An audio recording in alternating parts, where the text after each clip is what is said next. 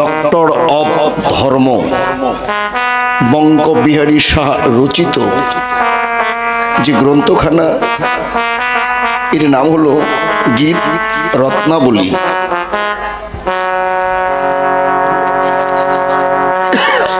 এই পালা কীর্তনের নাম হলো ভগবান শ্রীকৃষ্ণের রূপা অনুরাগ। আমরা চলতি ভাষায় বলি ভগবানের রূপ কীর্তন। ভাগবতে বেদব্যাস বালুকণিকা মাত্র প্রকাশ করেছেন, তবু বলেছেন, প্রভু আমি ভুল করেছি। ভগবানের রূপের বর্ণনা করা সহজ নয়।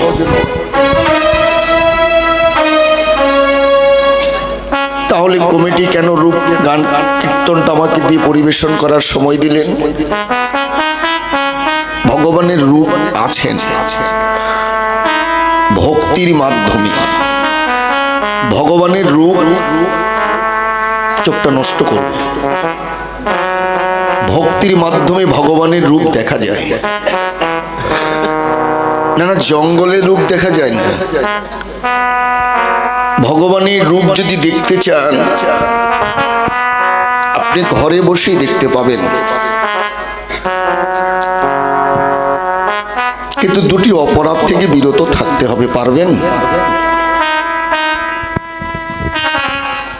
ভগবানের রূপ দেখতে গেলে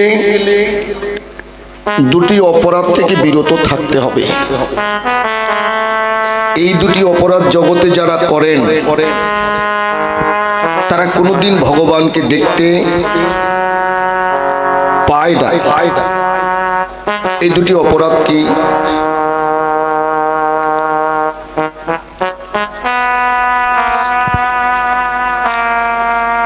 এক নম্বর অপরাধ হলো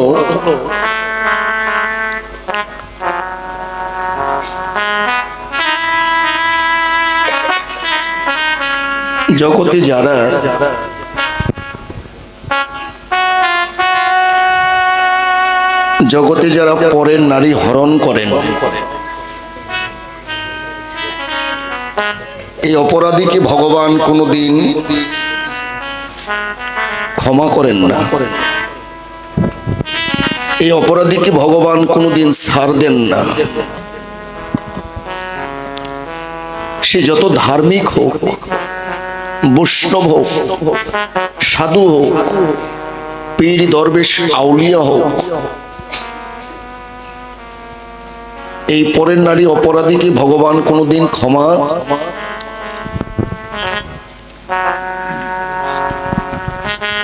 দুই নম্বর অপরাধ কি? দুই নম্বর অপরাধ হলো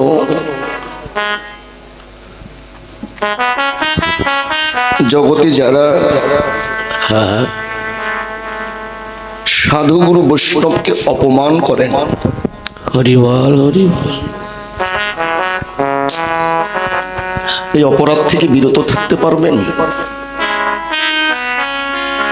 এই অপরাধগুলো থেকে অনেক দূরে থাকতে হবে। অপরাধগুলো পরিহার করে আপনার যে ভাঙা কুঠির আছে না, যে ভাঙা ঘর আছে, ওই ঘরেই ফিরে যান। ভাঙা ঘরে একদিন চাঁদের আলো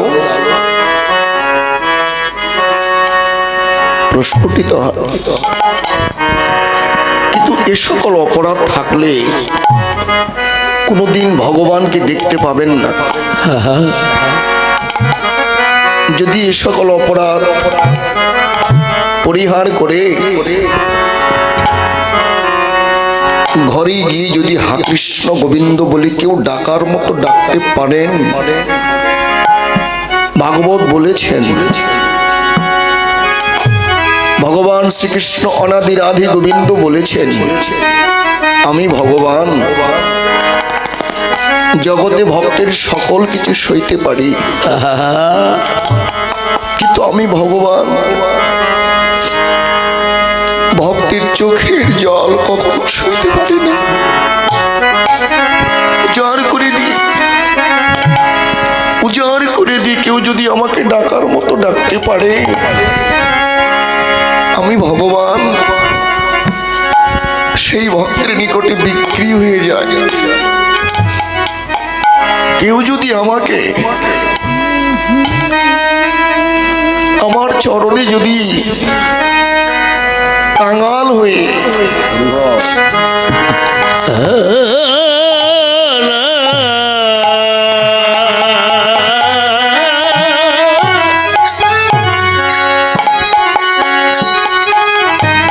মেয়েটাকে দেখেন,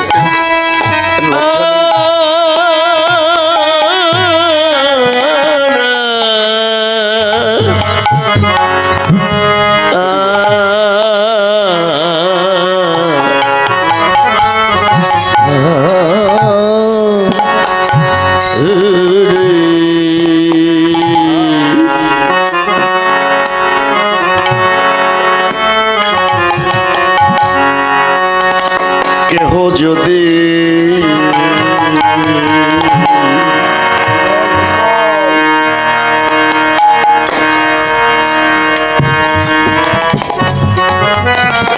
আমার চরণে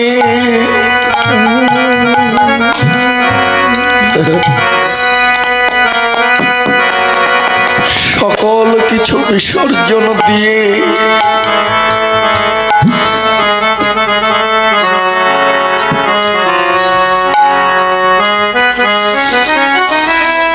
মণিহারা ফণির মতো যদি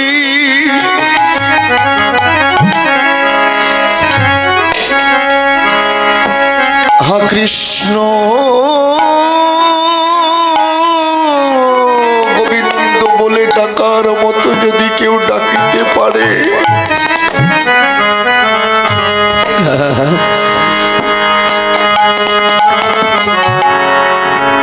আমি ভগবান, আমি ভগবান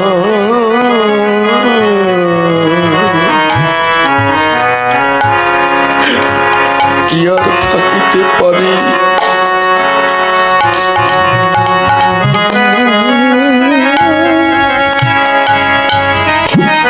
আমি ভগবান কি আর থাকিতে পারি।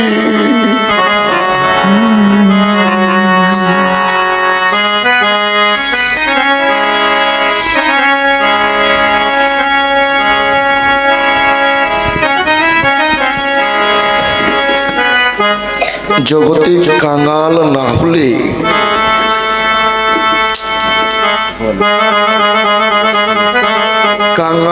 হলে কাঙালির ঠাকুরকে কোনোদিন লাভ করতে পারবেন না। তবে শুনুন, যত ছোট হয়ে থাকবেন একদিন বড় হতে পারবেন। ছোট না হলে কোনোদিন বড় হওয়া, নিচু না হলে কোনোদিন উঁচু হতে পারবেন না। বৈশাখ জ্যৈষ্ঠ আষাঢ় শ্রাবণ মাসে বৃষ্টি হয় না,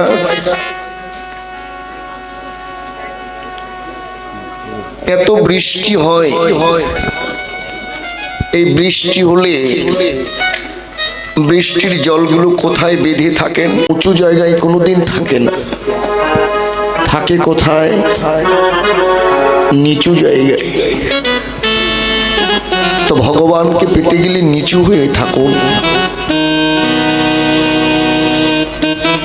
নিচু হয়ে থাকতে থাকতে যদি গুরু কৃপা কোনোদিন হয়ে যায় না, একদিন উঁচু হতে পারবে।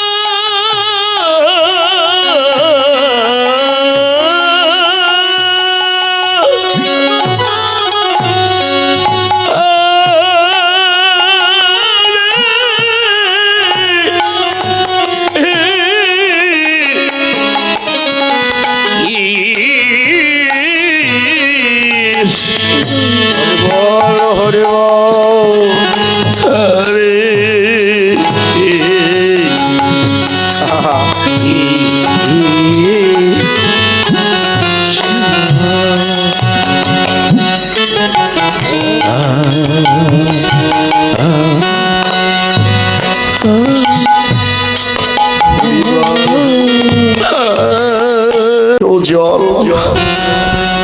তোমাদের কি হয়েছে বলো তো?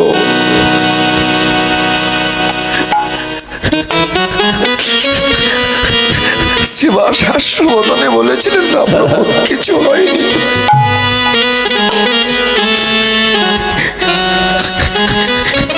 আমাদের কিছু হয়নি প্রভু। চৈতন্য মহাপ্রভু বললেন, তাহলে তোমরা কাঁদছো কেন? মিথ্যে বলবে না। একটা সংসার নষ্ট হয়ে যায় তখনই যে সংসারে একজন মিথ্যেবাদী মানুষ থাকে। যে সংসারে মিথ্যেবাদী মানুষ থাকে সেই সংসারে কোনোদিন উন্নতি হয় না, অধঃপতন হয়ে যায়। সত্য করে বলো, যদি বলে মহাপ্রভুকে, যদি আমার সন্তান মারা গেছে যদি অপরাধ হয়, কথাটা লুকিয়ে রাখলেন। কিন্তু মহাপ্রভু বলেছিল, শ্রীবাস আমাকে সত্য কথাটা বললে না, তোমার সন্তান মারা গেছে তাই তো?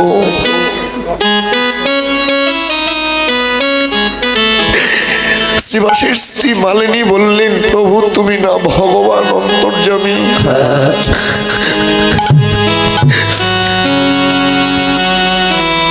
তুমি না অন্তর্যামী ভগবান,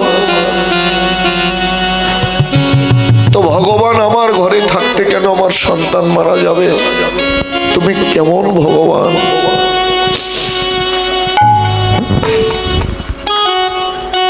তুমি কেমন ভগবান হে, তুমি থাকতে আমার সন্তান মারা যাবে? সেই দিন মহাপ্রভু বলেছিল শ্রীবাসের স্ত্রী মালিনীকে, মা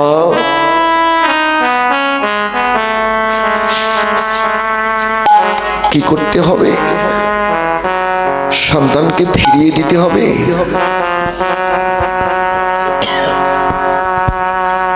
মালিনী মা বলেছিল মহাপ্রভুকে, প্রভু আমার একটি সন্তান, তুমি কি পারবে আমার সন্তানকে ফিরিয়ে দিতে?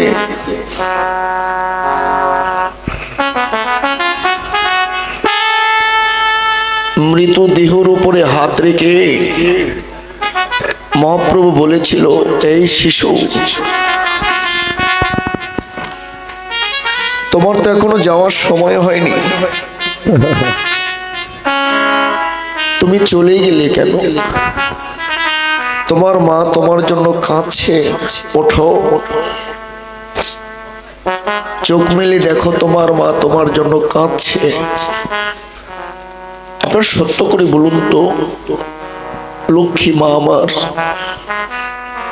মৃত মানুষ কখনো ফিরে আসে? যে গেছে যমুনা পার, ফিরে না আসে ভবে আর। যেজন যায় সেজন আসে না গো। মহাপ্রভুর বাণীতে মৃত শিশু আস্তে আস্তে চোখটা খুলে মহাপ্রভুকে বলেছিলেন, প্রভু আমি তো চলে গেছি, তুমি আমাকে ফিরিয়ে নিয়ে এসেছো কেন? তুমি আমাকে ডাকলে কেন?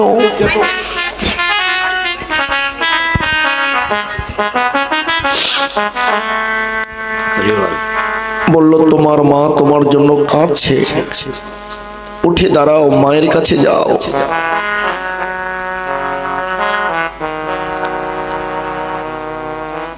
ওই ঘুমানো শিশুটি বলেছিল, প্রভু আমার কোন মা?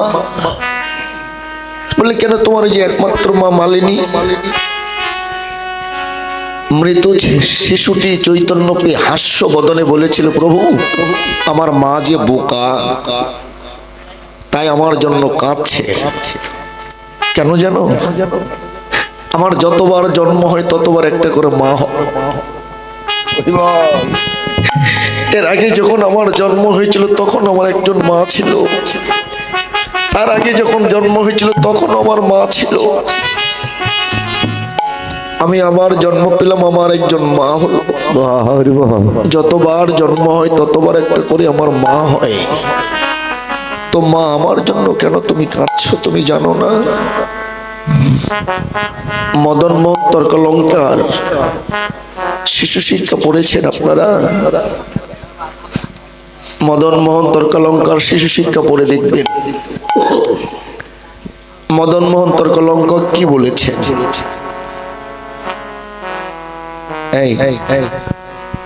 কতের ঘর নামতা পড়তে হয়? 9 ঘরের নামতাটা পড়ে দেখবেন। 9 দুগুণ কত হয়? 9 দুগুণ কত দিয়ে কত? 18 হয়। 1 ডান দিকে হলো 8, এই হলো 18, তাই না? 8 আর 1 যোগ করুন, কত হয়? 8 আর 1 এই পৃথিবীতে কেউ কারো নয়। আমার মা জানে না যে আমি কেউ কারো নয়। 3 নং কত হয়? কত দিয়ে কত? 27 হয়। 2 আর 7 27 হয়। যোগ করুন তো 7 আর 2। এই সংসারে যতগুলো মানুষ আছে কেউ কারো নয়, কেউ কারো। আচ্ছা 9 10 কত হয়? 9 10 হয় 90। কত দিক কত 90 হয়? 9 ডান দিকে 0 দিতে হয়, 90 হয়। মদন মোহন তর্কলঙ্কা বলেছিল তোমরা 0টা কেটে দাও। 0 কেটে দিলে কত থাকে বাবা?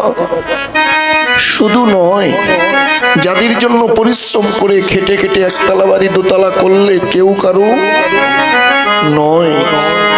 তো তুমি কেন আমার জন্য কাঁদছো মা? মা বলেছিল, মহাপ্রভুকে বলেছিল প্রভু সন্তানকে ছেড়ে দাও, ওই সন্তানের আমার আর প্রয়োজন নেই। এতদিনে বুঝতে পারলাম জগতে কেউ কারো নয়। সেদিন শ্রীবাস কেঁদে বলেছিল প্রভু আমার সন্তান মারা গেছে যা, কিন্তু আমার দুঃখ নেই। কিন্তু আমার দুঃখটা কোথায় জানো? আমি মারা গেলে আমার যদি একজন সন্তান থাকতো অন্তত আমার মুখে আগুন দিত। কিন্তু আমার বংশের প্রদীপ সকলে চলে গেল। আমার বংশে একটা প্রদীপ থাকলো না মুখে আগুন দেওয়ার জন্য।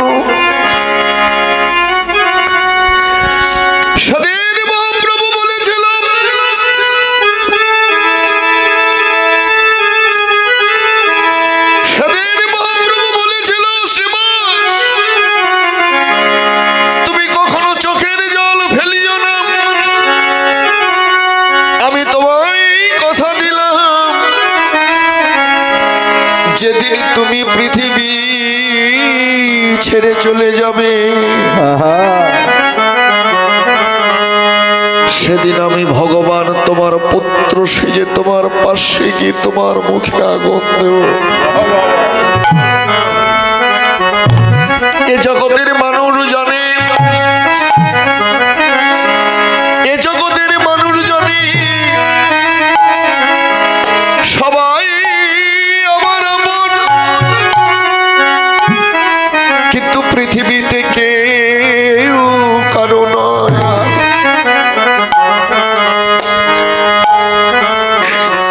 জগতে যার কেহ নেই আমি আছি তার, বিনিময়ে তোমাদেরকে আমাকে কিছু দিতে হবে না। আমার চরণে চিনি বাদশা কলা কদলি কিছুই দিতে হবে না। আমি ভগবান কলা কদলি চিনি বাদশা সেবা করি না, খাই না। আমাকে বাবার জন্য যদি আমাকে পাবার জন্য কোনো ভক্ত যদি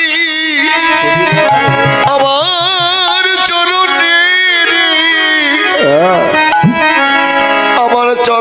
আমার সেবার জন্য যদি তার দুফোঁটা চোখের জল কৃষ্ণাই গোবিন্দাই বলে যদি কেউ সঁপে দিতে পারে, আমি ভগবান ভক্তের নিকটে বিক্রি হয়ে যাই। বৈষ্ণব কবি বললেন, ভগবান আমার তো চোখে দুফোঁটা জল নেই যে তোমার চরণে দেব। জগতে আমার মতো কাঙাল, আমার মতো দরিদ্র, আমার মতো বাসন্ন পামর জগতে আমার মতো আর কোথাও পাবে না তুমি। আমার নয় আছে চোখের জল, না আছে ভক্তি প্রেম অনুরাগ মাধুর্য। বলো বলো প্রভু, আমি তোমায় কি দিব? বৈষ্ণব কবি বললেন, ভগবান তোমায় কি দিব আমি? কি আছে জগতে আমার? আমার নাই আছে ধন, নাই আছে বিদ্যা বুদ্ধি পাণ্ডিত্য, তোমাকে দেবার মতোই আমার কিছু নেই। কিন্তু তুমি আমায় অভিশাপ করে দাও। আবার যদি কোনোদিন এই ধরাতে আমাকে জন্ম দাও, তুমি এমন একজন কাঙালের ঘরে জন্ম দিও যে কাঙালের ঘরে সুখ শান্তি আদর ও ভালোবাসা কিছুই থাকবে না। তুমি এমন একজন মায়ের গর্ভে জন্ম দিও, সে মায়ের গর্ভে জন্মে দেবে তুমি আমায়। শত দুঃখের মাঝেও যেন আমি সুখকে যেন আমি হাতে নিতে পারি, সুখকে হাতে নিয়ে যেন আমি ভাঙা ঘরে প্রবেশ করতে পারি। তুমি আমায় এমন আশীর্বাদ করে দাও, তুমি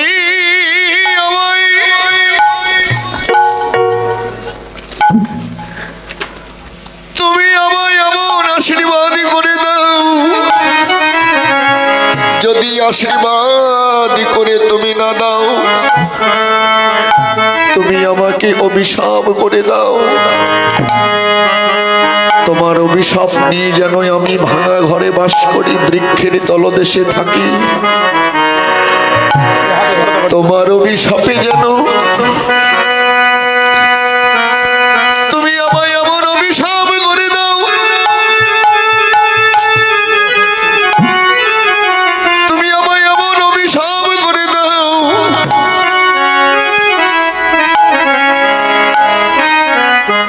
তুমি আমায় এমন ভাঙা ঘরে জায়গা দাও, থাকার জায়গা দাও।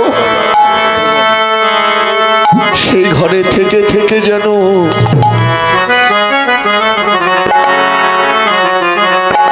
আমি যেন হা কৃষ্ণ বলে তোমায়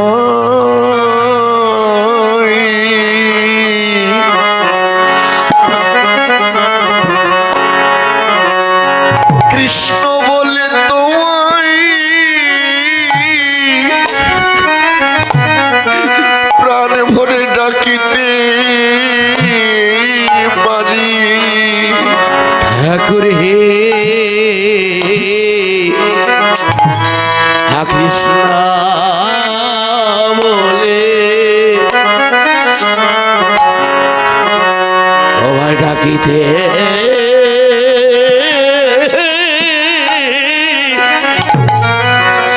ডাকিতে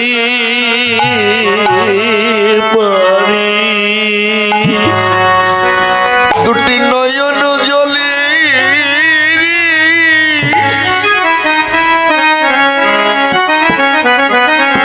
নয়নের জলে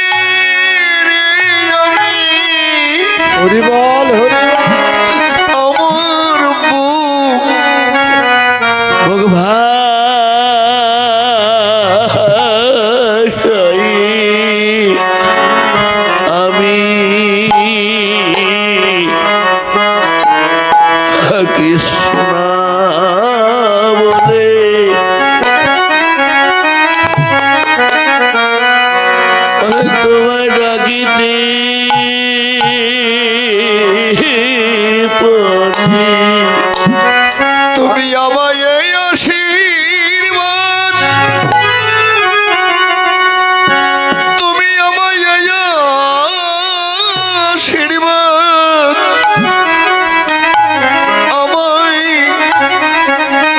আমায় করে দাও হে, আমি যেন কৃষ্ণ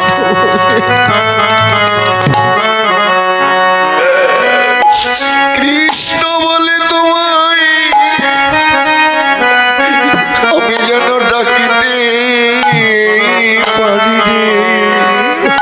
আমায় আশীর্বাদ,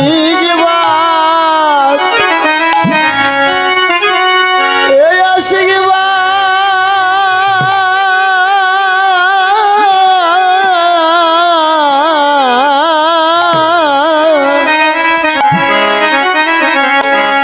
করে দাও হে।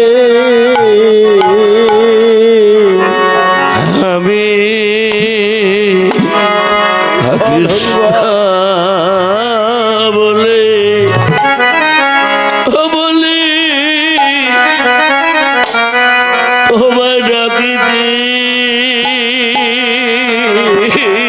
পারি। তুমি আমায় সুখে রাখো গিরিমা, তুমি আমায় সুখে রাখো গিরিমা,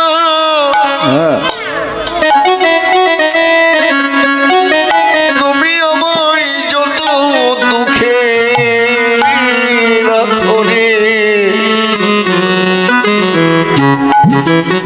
আমি যেন কৃষ্ণ বলে তোমার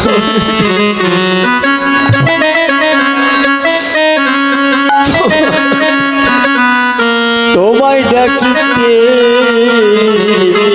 পারি। তুমি সুখে রাখো, সুখে রাখো কিবা আমায় দুঃখে রাখো। আমি যেন কৃষ্ণ বলি তোমার, কৃষ্ণ বলে তোমায় আমি আমায় ডাকিতে ডাকিতে পারে।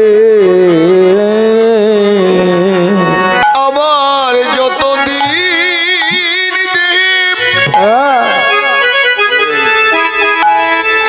আমার যত দিন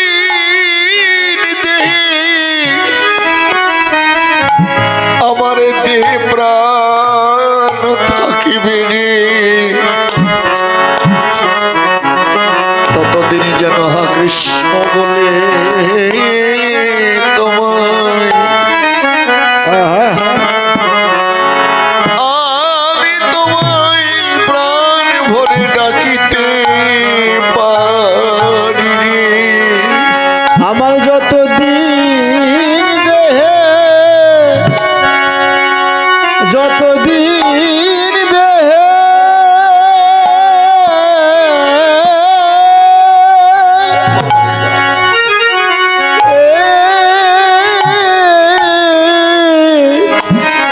প্রাণ থাকিবে, আমি যেন কৃষ্ণ বলি তোমার, ও তোমায় ডাকিতে পারি। তুমি আমায় এই আশীর্বাদ, এই আশীর্বাদ আমায় তুমি করে দাও। আরে লক্ষ্মী বাবা,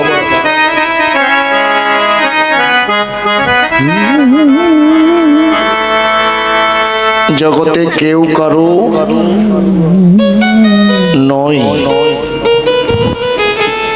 এসেছেন, একাই যাবেন, কথাগুলো শুনে যান। সকাল হয়ে গেলে কেউ কারোর জন্য থাকবে না, আমিও থাকবো না, আপনারাও থাকবেন না। আগামীতে আবার ভাগ্যে হয় কিনা এটা তো বলা যাবে না।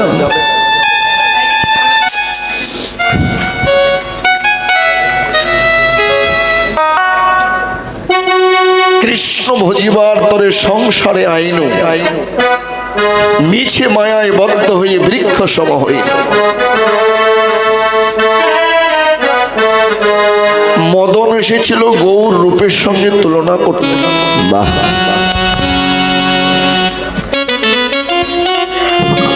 মদন এসেছিল গৌর রূপের সঙ্গে, গৌর রূপের সঙ্গে তুলনা করতে। এটাই জায়গা না, কিন্তু গৌর রূপের সঙ্গে তুলনা করতে সে পরাজিত হয়ে গেলেন। কেন পরাজিত হলেন?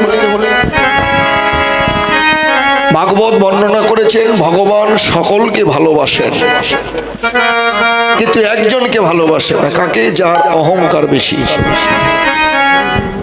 অহংকার হলো সর্বনাশের মূল। এই অহংকারী মদন পরাজিত হয়ে গেলেন গৌর রূপের কাছে। মদন কত প্রকার আপনারা শুনেছেন। মদন হলো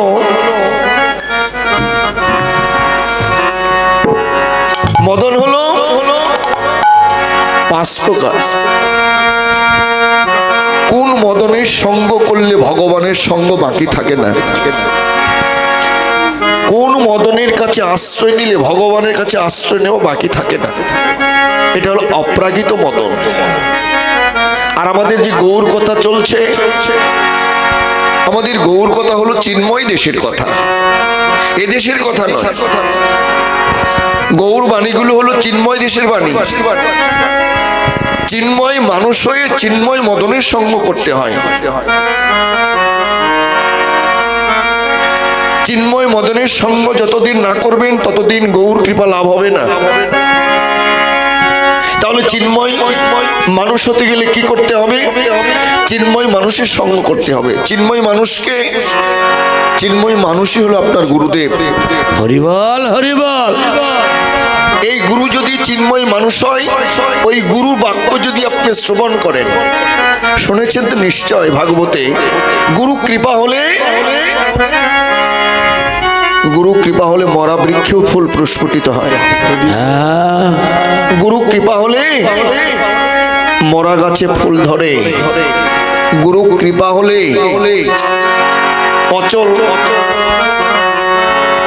অচল তরিও চলতে পারে। এই মদনের পরাজয় হওয়ার কারণ হলো অহংকারের জন্য।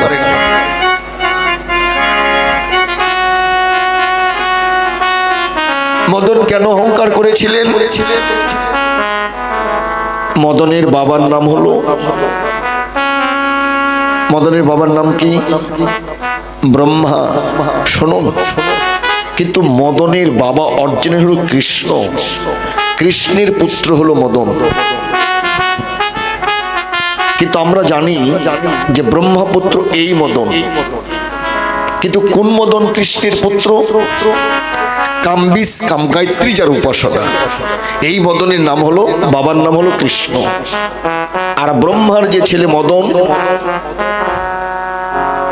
এটা হলো ধ্বংসকারী মদন।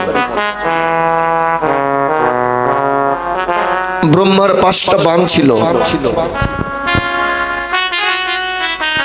ব্রহ্মার 5টা বাণ ছিল। এই 5টা বাণ কাকে দান করলেন? শুনুন, অনেক কষ্ট করে বৃষ্টির মধ্যে বসে আছেন, কথাগুলো নিয়ে যান। এক সময় খুঁজে নেবেন রঘুনাথ দা কোথায় আছেন।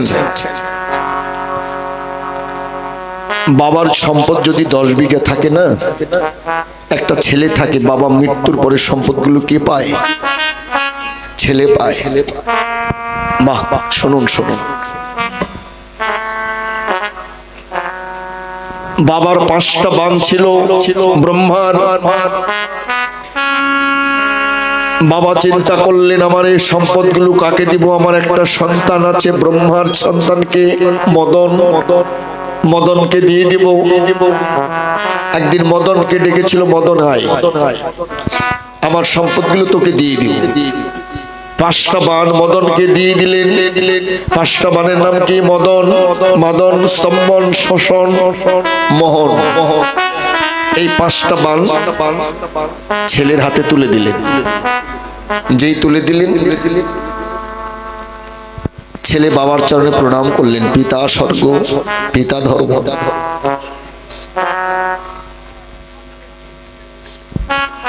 মন্ত্রটা উচ্চারণ করে বাণগুলো নিয়ে নিলেন। কিন্তু ব্রহ্মা বড় ভুল করেছে কি জানেন? উলু বনে মুক্তা ছড়িয়েছে। যেই বাণগুলো পেলেন, বাণ রাখার জায়গার নাম কি? না এখনকার ছেলে পেলে বলতে পারবে না। যেখানে বাণ থাকার জায়গায় তার নাম হলো তুন। এটা পেছনে থাকে, তুন বলা হয়। এই তুন থেকে একটা বাণ নিয়ে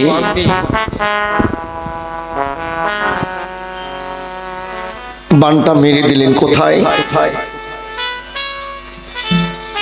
বাণটা মারলেন স্বর্গে। স্বর্গে দেবতা জয় করে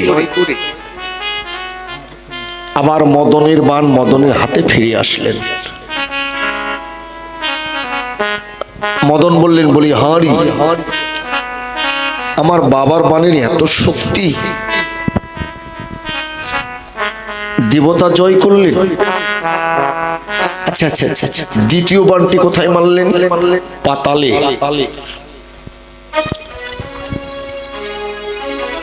পাতালে নিক্ষেপ করলেন।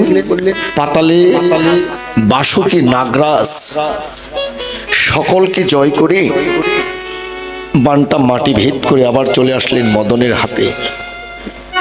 মদন বাণটাকে চুম্বন দিয়েছিলেন, বলি হারি, আমার আর ভয় নেই, বাবার সম্পদ পেয়েছি। তৃতীয় বাণটি কোথায় মেরেছিলেন? এই ভূতলে।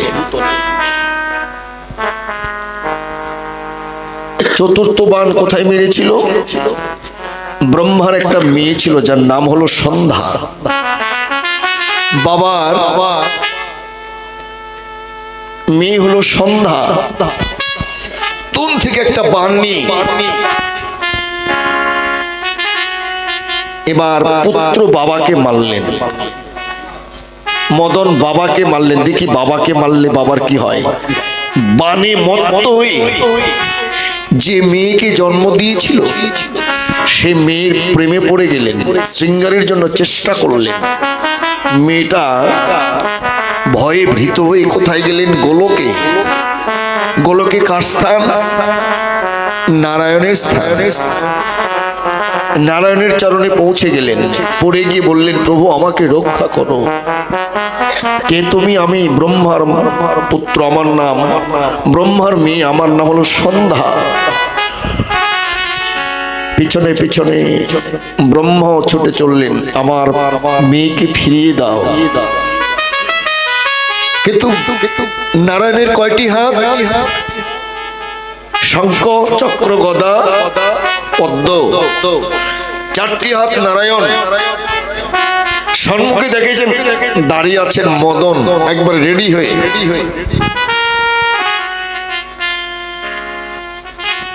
নারায়ণ বলেছিলেন, মদন তোমার কটি বাণ? 5টি বাণ নিয়ে আমার কাছে এসেছো।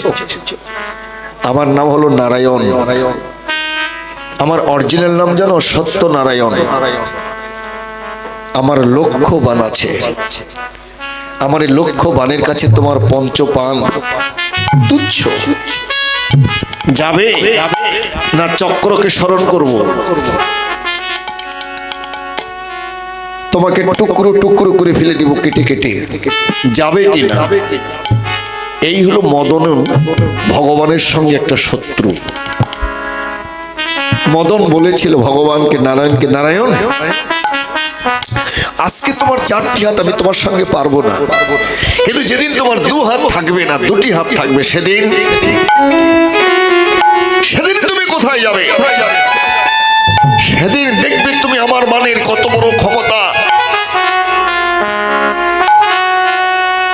লজ্জায় মাথা হেট করে ফিরে গেলেন। ব্রহ্মাও ফিরে গেলেন, চলে আসলেন কৃষ্ণ অবতার। কৃষ্ণ অবতারে যখন ব্রজগোপীদের সঙ্গে রাস কীর্তন করছিলেন, এখন কোথায় যাবে? কৃষ্ণ, তোমার তো দুটি হাত আর নেই, তোন থেকে বান নিয়ে কৃষ্ণকে বান নিক্ষেপ করছেন। কিন্তু বান নিক্ষেপ করলে কি হবে? বানের কাজ হচ্ছে না। কেন? কৃষ্ণ একটা মন্ত্র জপ করছেন, এমন একটা মন্ত্র জপ করছেন, সেই মন্ত্রের শক্তিতে কৃষ্ণ মোহ হচ্ছে না। সেদিনও কৃষ্ণ মদন ফিরে গেলেন, বলেছিল প্রভু আজকে ফিরে গেলাম, যেদিন কলিযুগ আসবে সেদিন তো তুমি ওই মন্ত্র জপ করতে পারবে না, সেদিন তুমি কোথায় যাবে? চলে আসলেন কলিযুগ গৌর অবতার। এই কলিযুগের গৌর যখন এসেছিল, নবদ্বীপে আপনাদের মতো বৈষ্ণব ভক্তের সঙ্গ করছিলেন, মদন বান নিক্ষেপ করছিলেন। কিন্তু হরিনামের এত কৃপা, হরিনামের এত শক্তি, মদন বান আর নিক্ষেপ করতে পারছেন না। মদন নরম হয়ে গেলেন, মোহন হয়ে গেলেন, মাথা নত করলেন।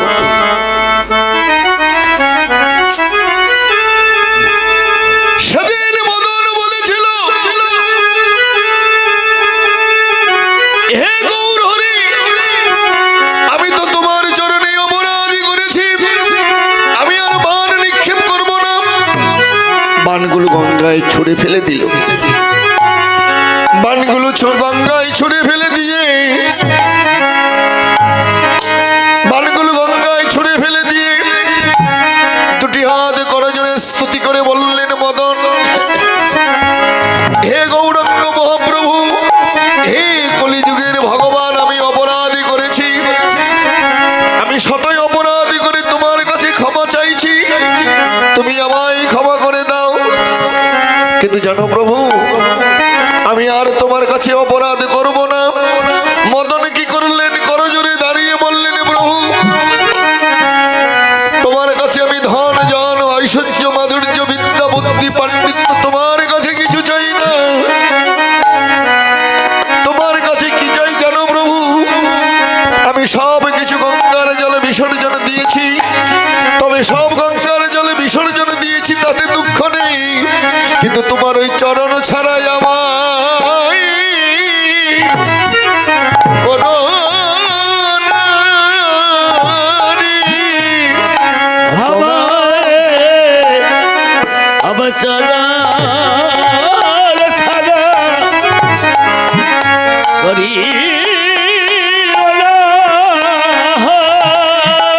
তোমার চরণ ছাড়া কোনো নারী, আমার চরণ ছাড়া আমায় কোনো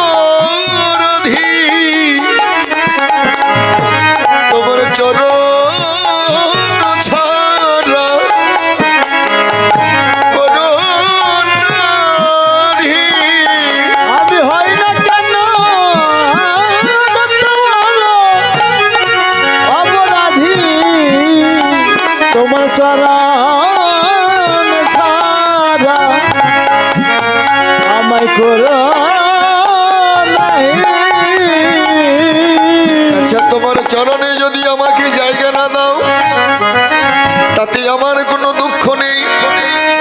আমি শতই অপরাধ করেছি তোমার চরণে। তোমার চরণে যদি আমাকে জায়গা না দাও তাতে আমার কোনো দুঃখ নেই প্রভু, কিন্তু তোমার চরণে যদি আমাকে জায়গা না দাও, কিন্তু জানো প্রভু তোমার চরণের পাশে আমায়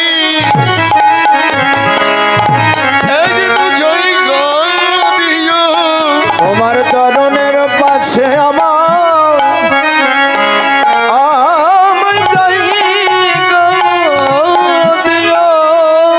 আমি যেন বসে বসে চরণ সেবা আমি যেন করিতে পারি।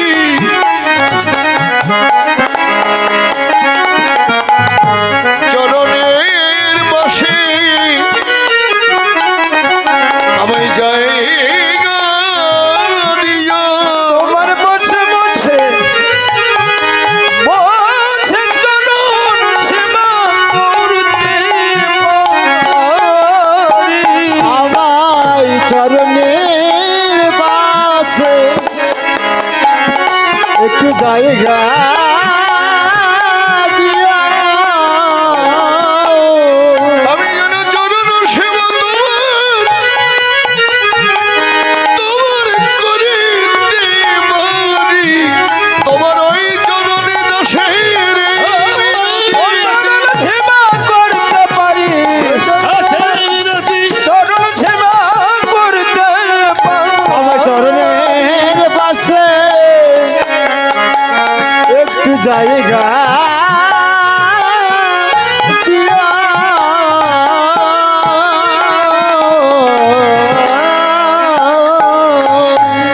আচ্ছা,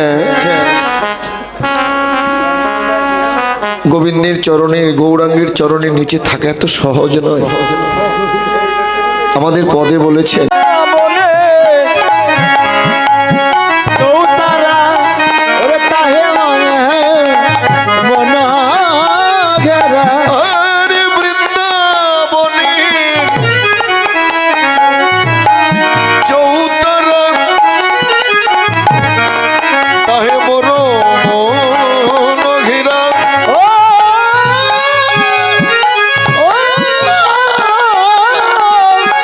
অরবিন্দ বলে চমৎকার হে মন মন ঘেরা। যেন স্থান হয় তারই আশেপাশে ও কি মরি স্থান হয়তো আশে পাশে। আপনারা চৌতারা নাম শুনেছেন? চৌতারা হলো ব্রজবুলি ভাষা, এর নাম হলো চবুতারা। চবুতারা মানে কি? ওই যে দেখুন রাধা গোবিন্দের চরণের নিচে একটা পাত্রেতে থাকে না, যার পাতা না হলে গোবিন্দের ভোগ হয় না। ওর নাম কি যেন? ওই যে কৃষ্ণ মেঘলে গেছে হৃদয় মাঝে। কৃষ্ণ মেঘ লেগেছে হৃদয় মাঝে। কৃষ্ণ মেঘ লেগেছে হৃদয় মাঝে। আজ না শ্রীধাম নবর দিবি কৃষ্ণ মেঘ লেগেছে এই হৃদয় মাঝে। ওই নাম নবর দিবি কৃষ্ণ মেঘ লেগেছে হৃদয় মাঝে। আরেকজন গৌর রূপের সঙ্গে তুলনা করতে এসেছিল, আরেকজন গৌর রূপের সঙ্গে তুলনা করতে এসেছিল। সেটা কে যেন? স্বর্ণকুশ সেবা করি রে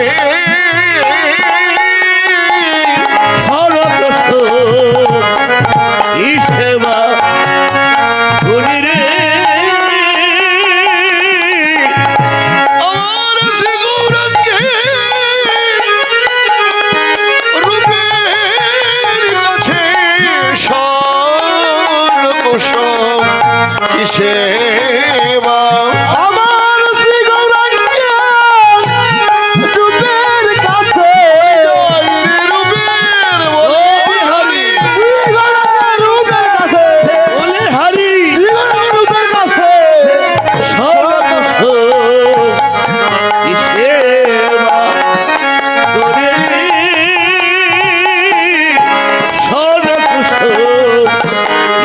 সেবা। শন শব্দের অর্থ কি জানেন? শন শব্দের অর্থ হলো পাট। পাটের একটা ভালো নাম হলো শন। রক্তোৎপল পুষ্প। এই পুষ্প দিয়ে এই পুষ্প এসেছিল গৌর রূপের সঙ্গে তুলনা করতে। আচ্ছা না মিথ্যে বলবো।